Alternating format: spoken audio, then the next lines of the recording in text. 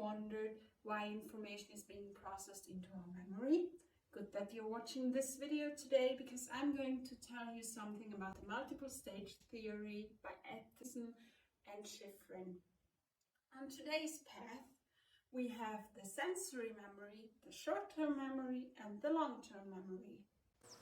The sensory memory receives information from the sensory organs. So for instance, we can hear, see, smell, and taste things.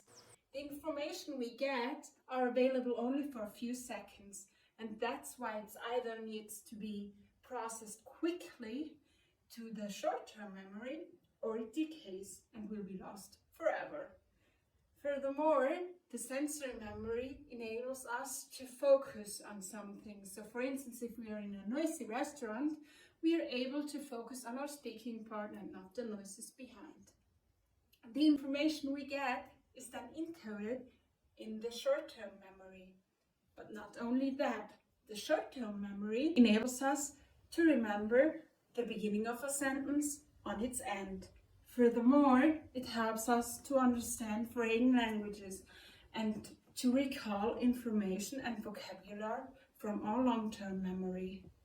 As the capacity of the short-term memory is very low and unrehearsed information will be lost after a few seconds, rehearsal methods such as repeating things over and over again are used until the information is being processed to the long-term memory.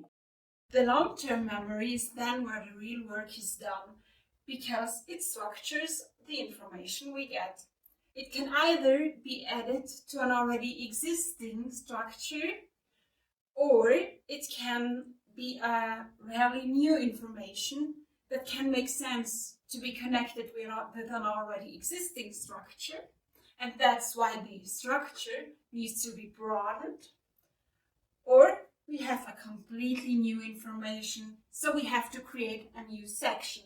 But it's always connected with the existing ones, because as we know, short-term memory, long-term memory, and all the memories in general, all of the knowledge is connected in our brain. Before I forget, not every information and knowledge is available unconsciously in our long-term memory, but it needs to be fetched back into consciousness, for instance by a stimulus through the short-term memory, because short-term memory and long-term memory need to be in a consistent exchange. All in all, we've learned something about the different stages of memory.